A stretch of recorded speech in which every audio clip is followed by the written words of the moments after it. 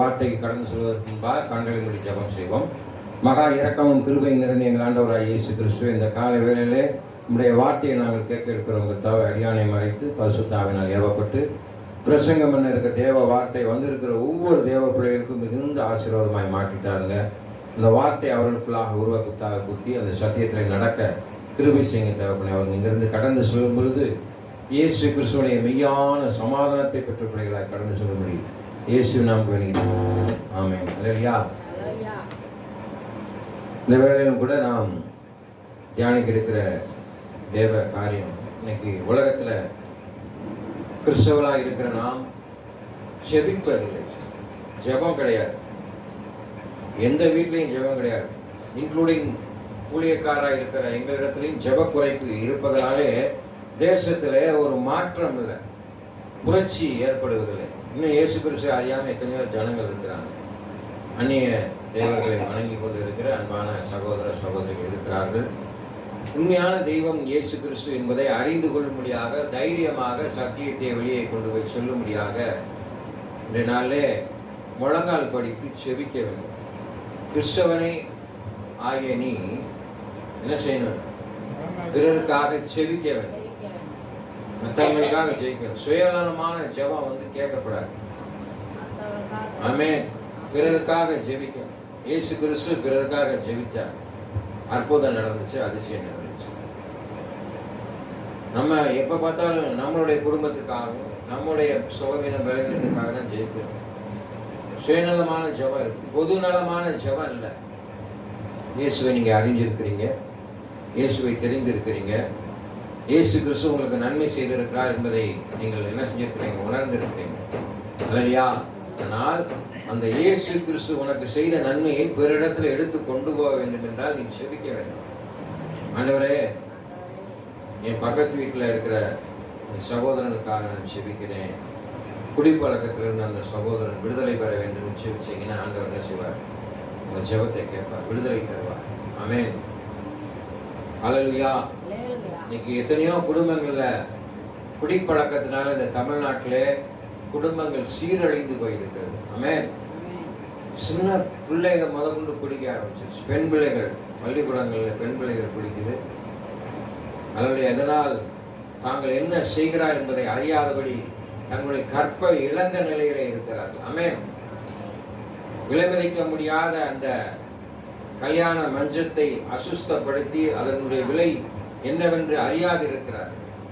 உலகத்திலே விலைமதிக்க முடியாதது பெண்ணினுடைய கற்பும் ஆணுடைய கற்பும் விலைமதிக்க முடியாது. அல்லேலூயா. இன்று அது சீரழிந்து கொண்டு இருக்கிறது. ஆமென்.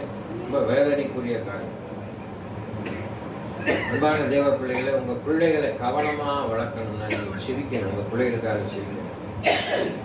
ஆமென். உங்க பிள்ளைகளுக்கு ஜெபம் பண்ண கற்றுக் கொடுக்கணும். அதை குறித்தினால ஏன் ஜெபிக்க வேண்டும் என்பதை நாம் எதுக்கு ஜெபிக்கணும் சொல்லி ஆராய்ந்து பார்க்க வேண்டும். அல்லேலூயா. 1 தெசலோனிக்கேயர் புத்தகம் 25ஆம் அதிகாரம் 17ஆம் வசனத்தில் சொல்லு.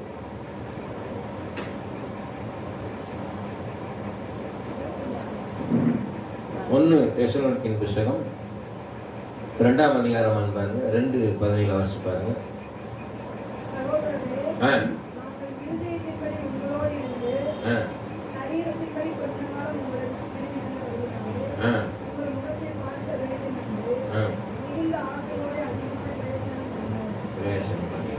அதில் 5:17 வாசிச்சு பாருங்க. தெசலோனிக்கேயர் 5:17 வாசிச்சு பாருங்க. இடைவிடாமல் ஜெபம். நம்ம கூட எழுதியிருக்கோம் பாருங்க, எழுதியிருக்கோம். இடைவிடாமல் ஜெபம். Pray without ceasing. இன்னைக்கு எத்தனை பேர் ஜெபிக்கிறோம்? போதகரை நான் இருக்கிறேன், 3 மணிக்கு எழுந்திரிச்சு ஜெபிக்கிறேன்னா கொஸ்டின் மார்க். ஊழியக்காரன் இணையதான் நான் முதல்ல சொல்லிக்க முடியும். நான் ஒரு 4 மணிக்கு எழுந்திருப்பேன், ஜெபம் பண்ணுவேன். அதிகாலை வேலையிலே கர்த்தரை தேடுவோருக்கு ஒரு நன்மையும் குறைவும் படாது. சேருபீன்களும் சேராபீன்களும் காலையில நம்மளை பார்க்கணும். காலையில வெள்ளனை எந்திரிச்சு ஜெபம் பண்றோம். கிராமப்புறங்களில் பார்த்துருக்கீங்களா? 3-4 மணிக்கெல்லாம் எந்திரிச்சு என்ன செய்வாங்க? வயல்வெளிகளே போவாங்க. அவங்களுக்கு அதிகாலை இருந்தாலும் சிட்டியில இருக்கவன் என்ன செய்வான்? சூரியனை பார்த்துருக்கான குழந்தையா தெரியும். ஆமென். அல்லேலூயா. உங்க பிள்ளைகளை அதிகாலையில எழுப்பி அவர்களுக்கு நீங்க வேதத்தை கொடுத்து வாசிக்க சொல்லி ஜெபிக்க ஒரு நல்ல ஒழுக்கமான ஒரு பழக்கம். ஆமென். மிகவும் ஒரு நல்ல பழக்கம். அந்த அதிகாலையில எந்திரிக்கும் போது அவனுடைய சரீரத்துல என்ன ஆகும்? சுறுசுறுப்பு கிடைக்கும். அல்லேலூயா. விடிய விடிய தூங்கினோம்னா என்ன செய்வாங்க? என்ன சொல்லுவாங்க கிராமத்துல? தர்க்கம் மூதேவி. அப்படியா? மூதேவின்னு சொல்லுவாங்க. மூதேவி தூங்கிக்கிட்டே திட்டுறாமா இல்லையா? ஆமென். அல்லேலூயா. பிள்ளைகளுக்கு செபிக்க கற்றுக் கொடுங்க. அவர் நல்லவராக இருக்கிறார். பிலிப்பியர் 4:16 சொல்லி வாசிங்க. பிலிப்பியர் 4ஆம் அதிகாரம் 16ஆவது வசனம். 4ஆம் அதிகாரம் 16ஆவது வசனம். 6ஆவது வசனம். சாரி மன்னிக்கும். பிலிப்பியர் 4:6.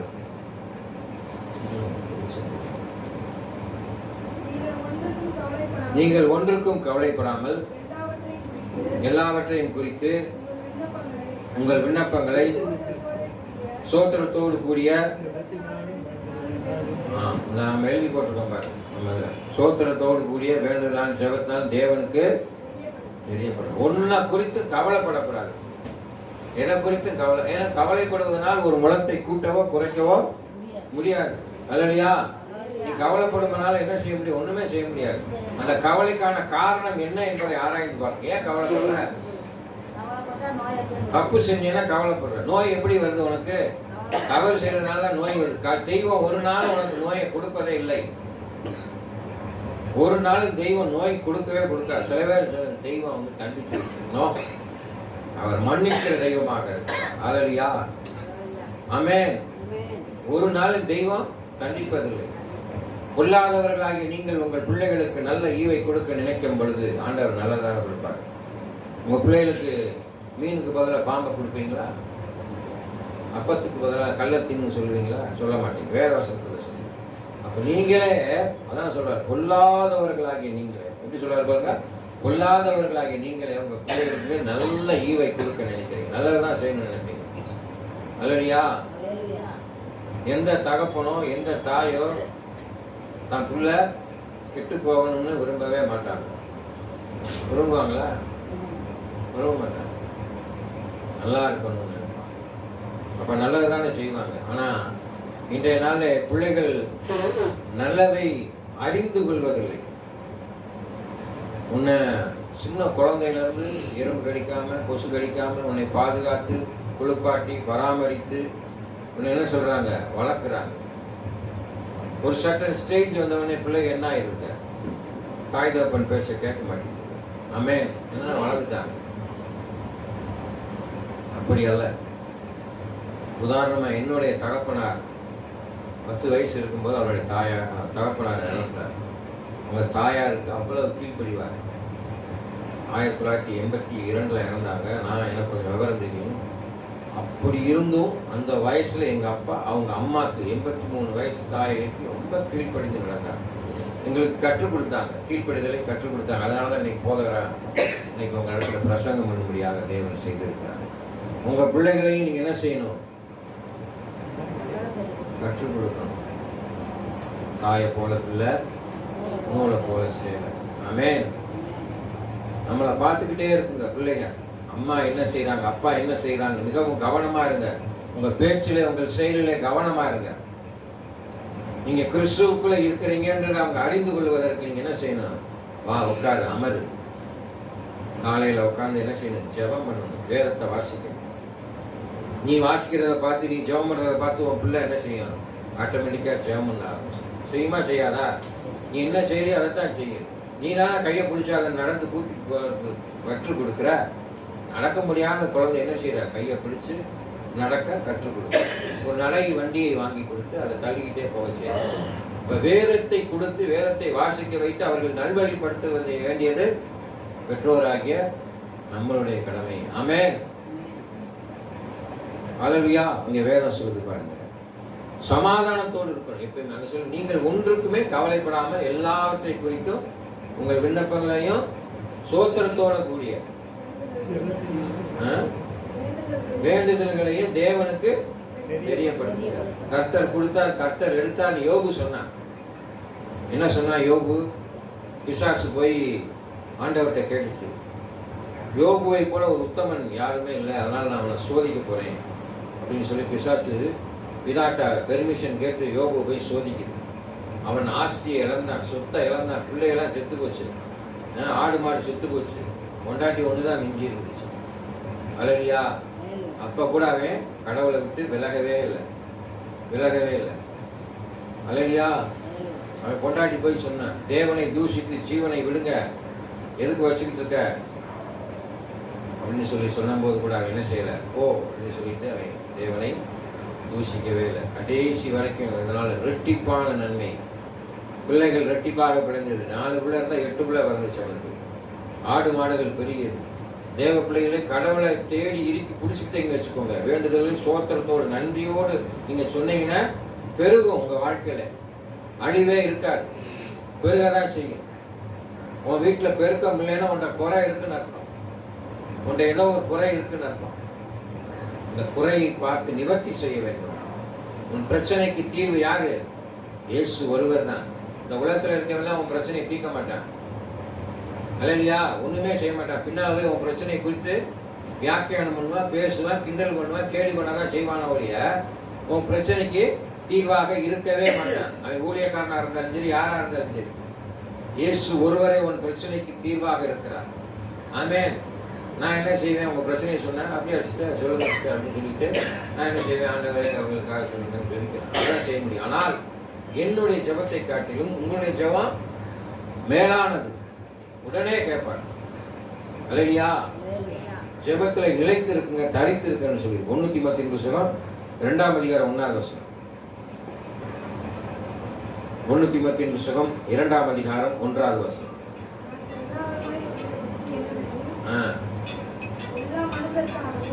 எல்லா மனுஷருக்காகவும்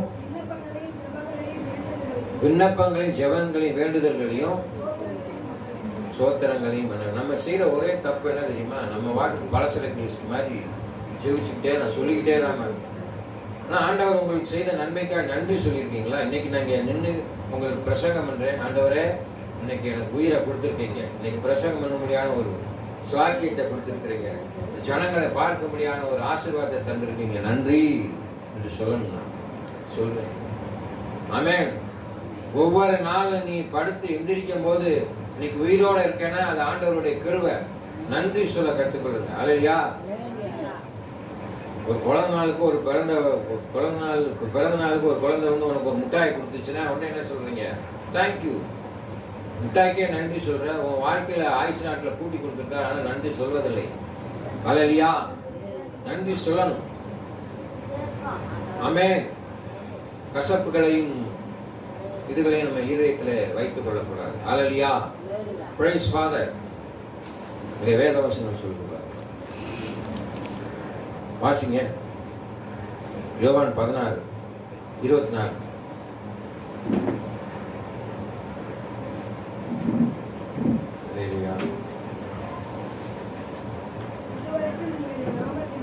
இதுவரைக்கும் என் நாமத்தினாலே ஒன்றும் கேட்கவில்லை. பார்த்தீங்களா? கேளுங்கள், அப்பொழுது உங்கள் சந்தோஷம் நிறைவாக இருக்கும்படி பெற்றுக்கொள்வீர்கள். நம்ம கேட்கத்தான் செய்யறோம். நான் ஜெபம் பண்றேன் பாஸ்டர், ஆனா எனக்கு பதில் கிடைக்க மாட்டேங்குது. என் பிரச்சனைக்காக ஜெபம் பண்றேன், என் கடன் பிரச்சனைக்காக ஜெபம் பண்றேன், என் வயிற்று வலிக்காக ஜெபம் பண்றேன், என் தலைவலிக்காக ஜெபம் பண்றேன், எல்லாத்துக்காக நான் ஜெபம் பண்ணதான் செய்யறேன், ஆனா எனக்கு கிடைக்க மாட்டேங்குது அப்படின்னு நீங்க நினைக்கலாம். ஆனால் அங்க வேதவசனத்துல அந்த ஆரம்பத்தில் என்ன வச்சுக்கிறேன்? தேவ நாமம் மகிமைப்படும்படியாக என் நாமத்தினாலே ஒன்றும் கேட்கவில்லை. இயேசுவின் நாமத்தினால கேட்கணும். அல்லேலூயா. ஆண்டவராக இயேசு கிறிஸ்து நாமத்தினாலே நான் என் விளைச்சல் மற்ற விலைகள் காட்டிலும் அதிகமாக விளைய வேண்டும். இயேசு கிறிஸ்து நாமத்தினாலே என் பிள்ளை நல்லா படிக்கணும். இயேசு கிறிஸ்து நாமத்துக்கு நல்லா தெரிஞ்சுக்கோங்க. படிப்புலாம் அப்புறம். நீங்க கேட்க வேண்டிய காரியம், இயேசு கிறிஸ்து நாமத்தினாலே பிசாசின் குழந்தை வஞ்சிக்கிறாதபடி, பாவத்திலே விழுந்திராதபடி, சாபத்திலே விழுந்திராதபடி, கெட்ட பழக்கத்திலே விழுந்திராதபடி. எத்தனை பேர் ஜெயிக்கிறீங்க? அல்லேலூயா. ஜெயிக்கிறீங்களா? ஜெயிங்க. You have to pray for your children. ஆமென். பிள்ளைகள் கட்டளால் வரும் சுதந்திரம். உங்க பிள்ளைகளுக்காக நீங்க ஜெபிக்கணும், முழங்கால் போட்டு ஜெபிக்கணும். ஹல்லேலூயா. ஆண்டவராய் இயேசு கிறிஸ்து நல்லவராக இருக்கிறார். அவர் இரக்கமுள்ள தெய்வமாக இருக்கிறார். நீ வேண்டுவதற்கும் வேண்டிக் நினைவெல்லாம் அறிந்திருக்கிறார். ஆனா அங்க சொல்றாரு மத்தேயு 7:7 என்ன சொல்றாரு? கேளுங்கள் கொடுக்கப்படும், தட்டுங்கள் திறக்கப்படும், தேடுங்கள் கண்டடைவர். இன்னைக்கு கர்த்தரை தேடுறதே கிடையாது. எத்தனை பேர் தேடுறோம்? Busy, we are very busy in our work. அல்லையா, நம்ம என்ன செய்யறோம்? பிஸியா இருக்கோம். வேலை பார்க்குற ஸ்தலங்கள்ல பிஸியா இருக்கோம். ஐயா, ஒரு நாளைக்கு நீ 12 மணி நேரம் வேலை பார்க்கலாம், 16 மணி நேரம் வேலை பார்க்கலாம். கர்த்தருக்காக எத்தனை மணி நேரம் கொடுக்க போற? ஒரு நாளைக்கு 24 மணி நேரத்துல 2 மணி நேரம் 40 நிமிஷம் ஆண்டவருக்காக கொடுக்கணும். எங்க 10 நிமிஷமே எங்களால கொடுக்க முடியாதுல்ல? உனக்கு எப்படி முடியும்? ஆமென். வேலை பார்க்கறதுக்கு நிறைய நேரம் ஒதுக்க முடியுது. பொண்டாட்டியை சினிமா கூட்டு போறதுக்கு நேரம் ஒதுக்க முடியுது. பொண்டாட்டி பிள்ளைகளை பார்க்க கூட்டிட்டு போறதுக்கு நேரம் ஒதுக்க முடியுது. ஞாயிற்றுக்கிழமை உன் குடும்பத்தை அழைத்து கொண்டு ஆலயத்திற்கு வருவதற்கு நேரம் கிடையாது. ஆமென். சபை கூடுதலை கைவிடாதீர்கள் சொல்லியிருக்கு. எதுக்கு சபைக்கு வர சொல்றான்? அல்லையா, எதுக்கு வர சொல்றான் சபைக்கு? ஆண்டவரை தேடணும்னு சொல்லி. ஆமென். அதனாலதான் வேதவசனம் சொல்லுது, சபை கூடுதலை கைவிடாதீர்கள். நல்லா தெரிஞ்சுக்கோங்க. யாருடைய பிள்ளைகள்லாம் ஞாயிற்றுக்கிழமை ஆலயத்துக்கு கூட்டு போறீங்களோ அந்த பிள்ளைகளை கரெக்டா அழகா வளருங்க. ஆமென். ஆலயத்துக்கு போகாம இன்னைக்கு கிறிஸ்தவ பிள்ளைகளை என்ன செய்யுதுங்க? தருதலை மாதிரி வீட்டுல படுத்து செல்போனை தடவிக்கிட்டு டிவி பார்த்துக்கிட்டு இருக்குங்க. அல்லையா, பாருங்க, இந்து சகோதரர்களை பாருங்க, செவ்வாய் வெள்ளி ஆலயத்துக்கு போறான், பயபக்தியா இருக்கிறான். ஆலயம்யா இருக்கானா இல்லையா? இயேசுவை அறிந்திருக்கிறீங்க. உங்க பிள்ளைகளை கர்த்தர் இடத்துல கொண்டு போய் சேர்க்கும்படியாக நீ மேல போனோடனே உனக்கு நான் பிள்ளைய கொடுத்த, நீ என்ன பண்ணி வச்சிருக்க கேட்பார் ஆண்டவர். உனக்கு பிள்ளைய கொடுத்தல, நீ என்ன பண்ணி வச்சிருக்க பிள்ளைய பாரு, உன் பிள்ளை நரகத்துல இருக்குது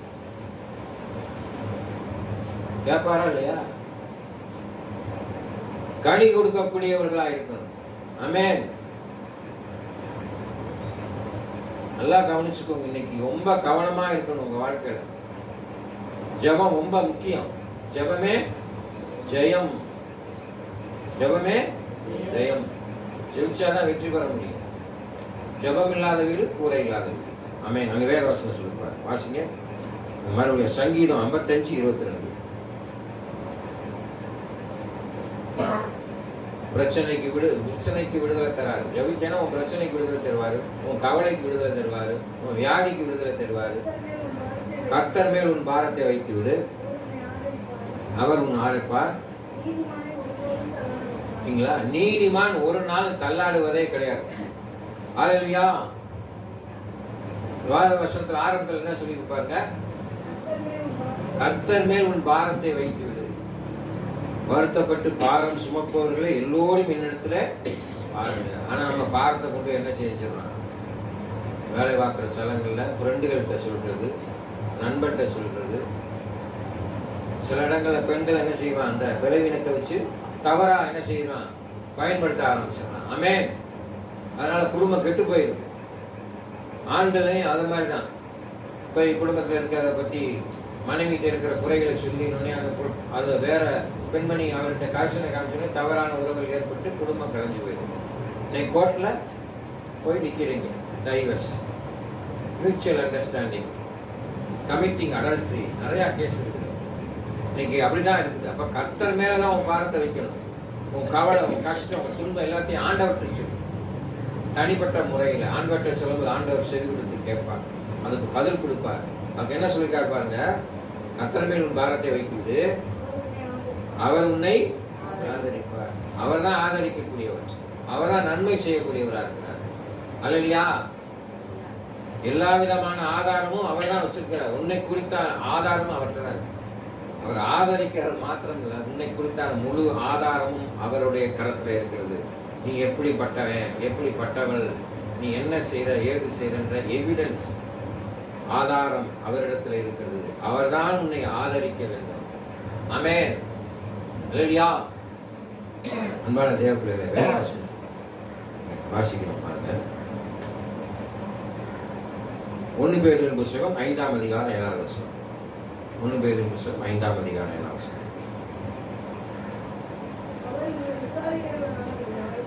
அவர் உங்களை விசாரிக்கிறபடியால்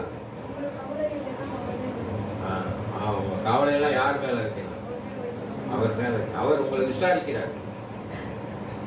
வேத புத்தகத்துல விசாரிக்கிறார். சகைவே கீழே இறங்கி வா அப்படின்றாரு. அவர் போய் சகோதரியை விசாரிச்சார். இயேசு நம்ம பார்க்க முடியல, நம்ம குட்டையாக இருக்கோம், இயேசு நம்ம வீட்டுக்கு வந்து சாப்பிட்டா நல்லா இருக்குமே சிந்தனையில் தான் நினைத்தான். ஆனால் சகைவரிடத்துல போய் உன் நினைவுகளை சிந்தனைகளை அறிந்திருக்கிறார். சகைவை இறங்கி வா சொல்லி அவன் வீட்டில் என்ன செஞ்சார்? ஆகாரம் போஜனம் சாப்பிட்டார். அவன் என்ன செய்தான்? மனமாற்றம் அடைந்து அதிகப்படியான வரி வாங்கினதை உணர்ந்து ஏழைகளுக்கு என்ன செய்தான்? உதவி செய்த மனிதனாயிருந்தான். ஆமென். அதை போலதான் ஆண்டவர் உங்களை விசாரிக்கக்கூடியவராக இருக்கிறார். நீ நினைச்சுக்கிட்டு இருக்க ஆண்டவர் ஒன்றும் செய்ய மாட்டார் சொல்லி உன்னை விசாரிக்கிறார். உன்னை குறித்து அறிந்திருக்கிறார், விசாரிப்பார். நம்ம நினைப்போம் நம்மளுக்கு இவ்வளவு பிரச்சனை இருக்கு, அதெல்லாம் இருக்கு, யாராவது நம்ம பிரச்சனைக்கு தீர்வா இருக்க மாட்டாங்களா? நம்ம சிந்தனையில இருக்கு. என் பிரச்சனையிலிருந்து எனக்கு ஒரு விடுதலை கொடுப்பவர் இயேசு ஒருவர் மாத்திரம் தான். பிரச்சனைக்கு விடுதலை கொடுப்பவர் இயேசு ஒருவர் மாத்திரம் தான். யார் விடுதலை கொடுக்க முடியாது? அல்லையா? வியாதியில் இருந்து விடுதலை, சாபத்திலிருந்து விடுதலை, கடனில் இருந்து விடுதலை, பாவத்திலிருந்து விடுதலை, எல்லாவற்றிலும் இருந்து விடுதலை கொடுப்பவர் யாரு? இயேசுவால தான் முடியும். அல்லையா? அமைதியா இருக்கு. அல்லையா? கண்களை முடித்த மகா இரக்கமும் கிருபையும் நீங்கள் ஆண்டவராக இயேசு கிறிஸ்துவே, இந்த நாளிலே ஜெபிக்க வேண்டிய என்னுடைய நோக்கத்தை குறித்து ஒரு சில வசனங்களை நாங்கள் வாசித்து தியானித்து வந்தோம். இந்த நாளில் ஏன் ஜெபிக்க வேண்டும், எதற்காக ஜெபிக்க வேண்டும், என்ன நோக்கத்திற்காக ஜெபிக்க வேண்டும் என்பதை குறித்து நாங்கள் ஆராய்ந்து அறிந்திருக்கிறதற்காக வாசிக்கப்பட்ட வேத வசனங்கள் பிள்ளைகளுடைய இருதயத்திலே பதிந்திருக்கும்படியாக கிருபை செய்யுங்க. அவர்கள் இல்லங்களில் சென்று தங்கள் குடும்பங்களுக்காக பிறருக்காக கற்களை ஜெபிக்கக்கூடிய பிள்ளைகளாய் மாற்றி ஜெப வீரர்களாய் நீ மாற்றித் தர வேண்டும் என்று இயேசு கிறிஸ்துவின் நாமத்தில் வேண்டிக் கொள்கிறேன் சிவத்தப்பனே. ஆமென். என் ஆத்துமாவே கர்த்தரை சோதரி, என் முழுமே பரிசுத்த நாமத்தை சோதரி, என் ஆத்துமாவே கர்த்தரை சோதரி, கர்த்தர் செய்த சகல பாக்கியம் மறவாதே. ஆமென். நம் ஆண்டவராய் இயேசு கிறிஸ்துவின் கிருபையும் பிதாவாகிய தேவனுடைய அன்பும் பரிசுத்த ஆவியானவரின் இணைப்பும் இப்பொழுதும் எப்பொழுதும் சதா காலமுடையதாக. ஆமென். கர்த்தர் தாமே உங்களை ஆசீர்வதிப்பார்.